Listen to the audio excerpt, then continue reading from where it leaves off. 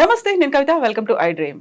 Super exciting match లో ఆస్ట్రేలియాని ఓడించినటువంటి భారత్, బంగ్లాదేశ్ ని ఓడించినటువంటి ఆఫ్ఘనిస్తాన్ సెమీఫైనల్స్ కి చేరుకున్నాయి. ఇప్పుడైతే సెమీఫైనల్స్ బెర్తులు ఖరారైపోయాయి. ఇప్పుడు సెమీఫైనల్స్ కి చేరుకున్నటువంటి టీమ్స్ ని పట్టి చూస్తే ఫైనల్స్ ఎవరెవరి మధ్య ఉండవచ్చు. ఎందుకని ఆఫ్ఘనిస్తాన్ వర్సెస్ బంగ్లాదేశ్ మ్యాచ్ ని ఇండియన్స్ అంత క్యూరియస్ గా చూశారు. మనతో పాటుగా ఉన్నారు స్పోర్ట్స్ కామెంటేటర్, అనలిస్ట్ వెంకటేష్ గారు నమస్కారం అండి. సో యూజువల్ గా చాలా క్యూరియాసిటీ అనేది నిన్న రాత్రి జరిగిన మ్యాచ్ అనేది ఇండియా వర్సెస్ ఆస్ట్రేలియా మ్యాచ్ ఉంటుంది అనుకుంటే, అంతకు మించి ఆఫ్ఘనిస్తాన్ వర్సెస్ బంగ్లాదేశ్ మ్యాచ్ ని ఇండియన్స్ ఎందుకు చూసారు? It was a real humdinger of a match అండి. చాలా థ్రిల్లర్ అది. నిజంగా ఈరోజు అందరూ నిన్న నైట్ ఇండియా మ్యాచ్ చేసేసరికి 12 అయిందని ఈరోజు మార్నింగ్ 6 గంటలకల్లా అందరూ అలారం పెట్టుకుని లేచి మరీ చూశారు. Because everybody wanted to see the back of Australia. Australian సాగనంపేయాలి ఇంటికి. ఎందుకంటే మనకి అనేక సందర్భాల్లో ఫైనల్స్ లో వాళ్ళు ఆస్ట్రేలియాతో మ్యాచ్లు జరిగి అన్నిసార్లు మనకి డిసప్పాయింట్మెంట్ మనం చూసాం. సో ఆస్ట్రేలియా ఎప్పుడైతే నిష్క్రమిస్తుందో మనకి అది ఈజీ అవుతుంది. మన గతంలో గెలిచినప్పుడు కూడా ఆస్ట్రేలియా ఎప్పుడు మనకి ఫైనల్లో మనకు గెలిచిన వరల్డ్ కప్స్ కానీ ఛాంపియన్స్ ట్రోఫీస్ కానీ ఇవన్నీ కూడా వితౌట్ ఆస్ట్రేలియా గెలిచాము. సో ఆస్ట్రేలియాని ఫైనల్లో ఓడించే సందర్భం నాకు తెలిసైతే ఇది లేదు.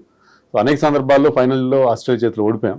సో మళ్ళీ India Australia final what we have seen on November 19 అది ఉండకుండా ఉండాలని చెప్పి ఫ్యాన్స్ చాలా గట్టిగా ప్రార్థించారు, చాలా ఆశించారు. మొత్తం మీద వాళ్ళ ప్రార్థనలు ఫలించినాయి. ఆల్మోస్ట్ ఇంకా బంగ్లాదేశ్ వెళ్ళిపోతాను టైంలో జస్ట్ చాలా చాలా థ్రిల్లింగ్ మ్యాచ్లో ఆఫ్ఘనిస్తాన్ గెలిచి ఆస్ట్రేలియాని ఇంటికి పంపించింది. ఇప్పుడు ఆఫ్ఘనిస్తాన్ ఫస్ట్ టైం సెమీస్కి చేరుకుంది. So it is a very very positive development ఇండియాకి సంబంధించి. నాట్ దట్ మనం ఆస్ట్రేలియా లేకపోతేనే గెలుస్తామని కాదు, Indian team is doing well.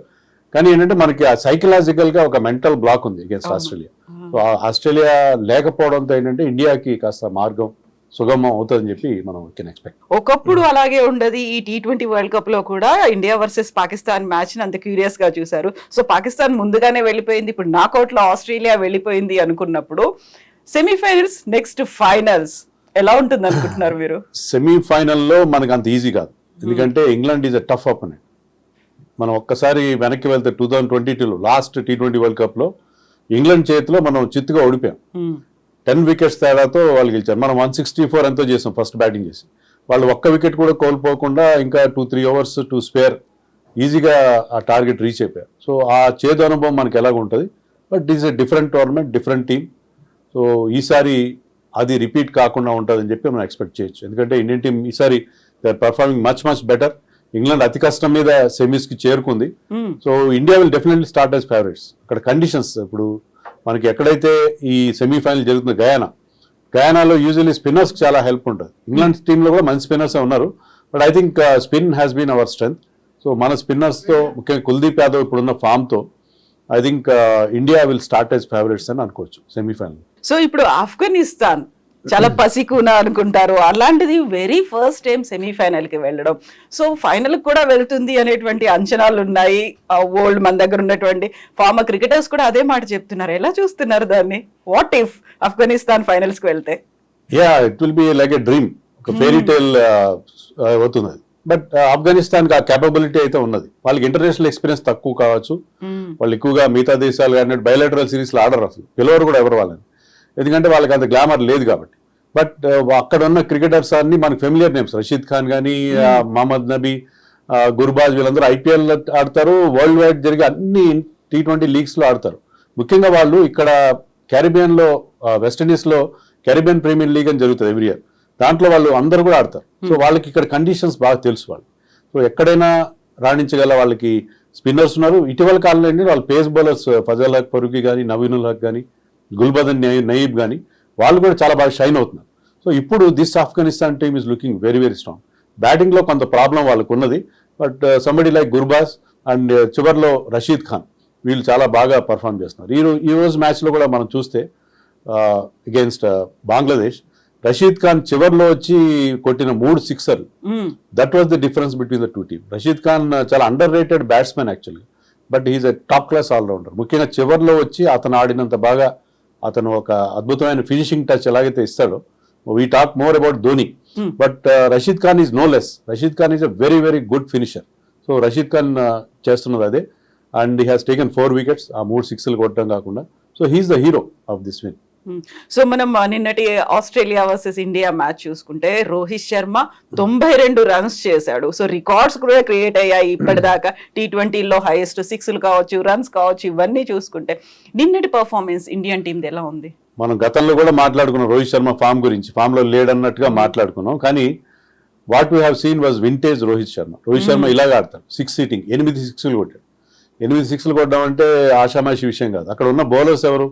World class bowlers, Pat Cummins, Starc, Hazlewood, Adam Zampa, వీళ్ళు ప్రపంచంలో టాప్ క్లాస్ బౌలర్స్. వాళ్ళని ఫేస్ చేస్తూ వాళ్ళు just toyed with their bowling. ఒక ఆట ఆడుకున్నట్టుగా ఆడుకున్నాడు వాళ్ళ బౌలింగ్తో.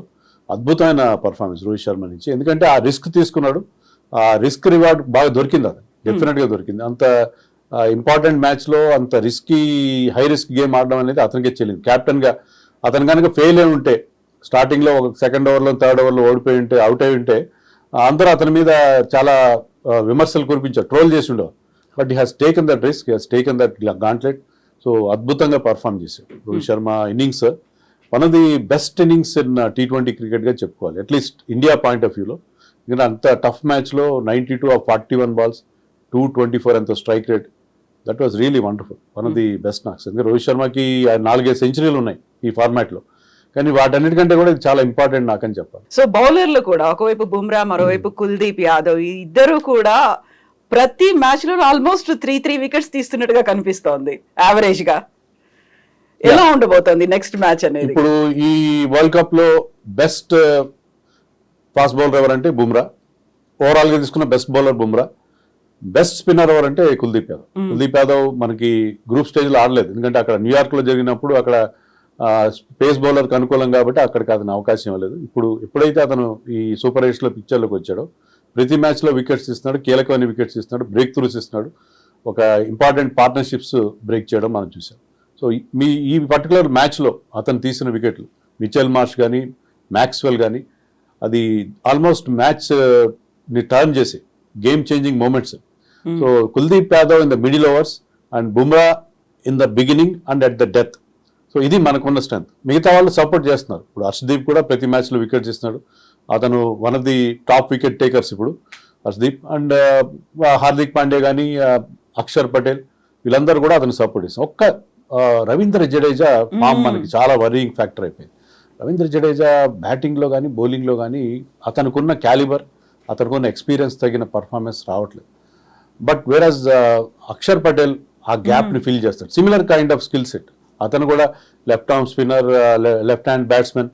సో జడేజా ఫామ్లో ఉన్న వీక్నెస్ని, అతని బౌలింగ్లో అతనికి కావాల్సిన కోటా ఓవర్స్ని నిన్న కూడా మనం చూస్తే ఏంటంటే Axar bowl 3 overs, Jadeja bowl 1 over. So ఆ కోటాలో దాని వాళ్ళిద్దరు షేర్ చేసుకుంటున్నారు.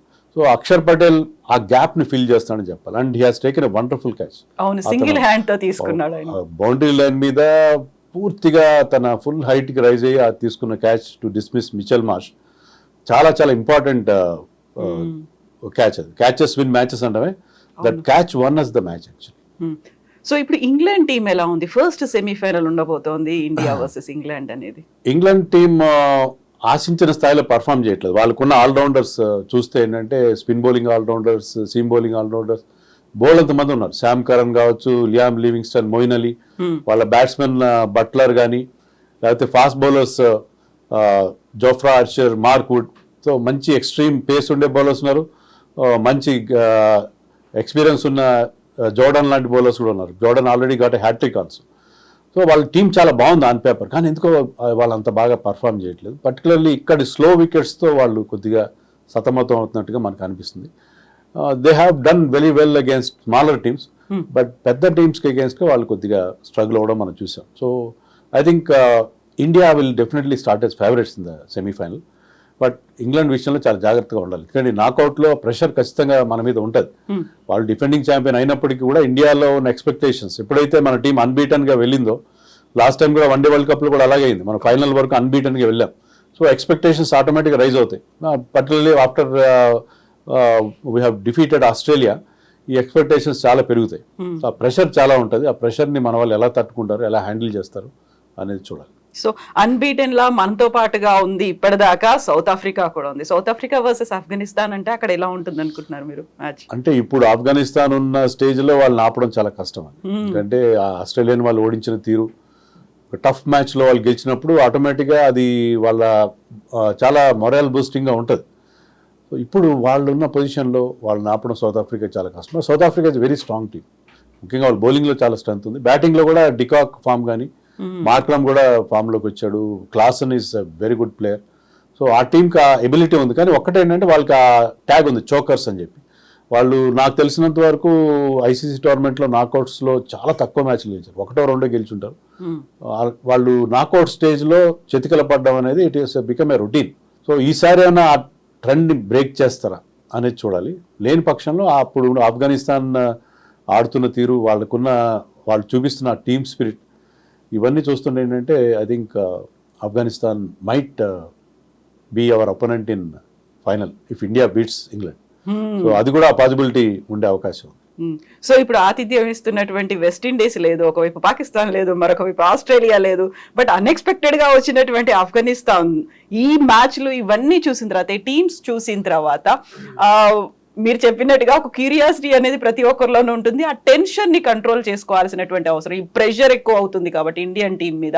సో ఏమైనా చేంజెస్ ఉంటాయా, లేకుంటే దానికి తగ్గట్టుగా వచ్చేటువంటి మార్పులు ఎలా ఉంటాయి?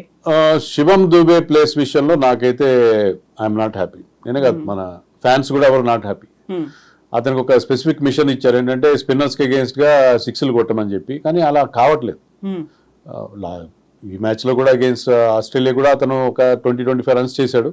కానీ స్ట్రగుల్ అవుతున్నాడు. అతను ఆశించిన స్థాయిలో పర్ఫామ్ చేయట్లేదు. అతనికి ఇచ్చిన రోల్ అతను ఫుల్ఫిల్ చేసినట్టుగా లేదు. సంజు శాంసన్కి మరి ఏమన్నా తీసుకొస్తారా, లేకపోతే శివం దుబేతోనే వెళ్తారా అనేది చూడాలి. అతనికైతే అబిలిటీ ఉన్నది, స్పిన్నర్స్ మీద కౌంటర్ అటాక్ చేయగల ఎబిలిటీ అయితే ఉన్నది. కానీ ఆ ఫుల్ పొటెన్షియల్ అనేది మనం చూడలేదు. సో అదొక్క ఉంటే గనక అదొక్క మార్పు ఉంటుంది. లేకపోతే ఈ స్టేజ్లో, ఇంత లేట్ స్టేజ్లో సంజు శాంసన్ పిక్చర్లోకి తీసుకొస్తారు. ఎందుకంటే అతను has not played any matches. మన ఆల్మోస్ట్ టోర్నమెంట్ స్టార్ట్ అయ్యి 1 month అయిపోతుంది. సో ఒక్క మ్యాచ్ కూడా ఆడకుండా అతన్ని తీసుకొచ్చి ఆడిపిస్తారా అనేది ఒకటే కొంచెం సందేహం.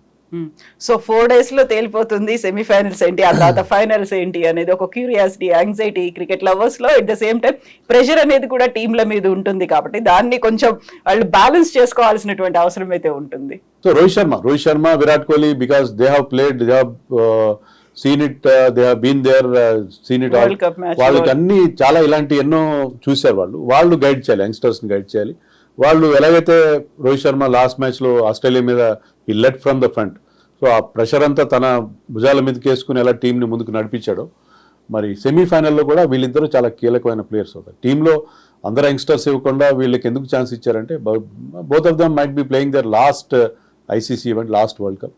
సో ఒక హై నోట్లో, మరి రిటైర్ అయినా కాకపోయినా లాస్ట్ వరల్డ్ కప్ గెలవాలని చెప్పి వాళ్ళిద్దరికీ ఖచ్చితంగా ఇంటెన్షన్ ఉంటుంది.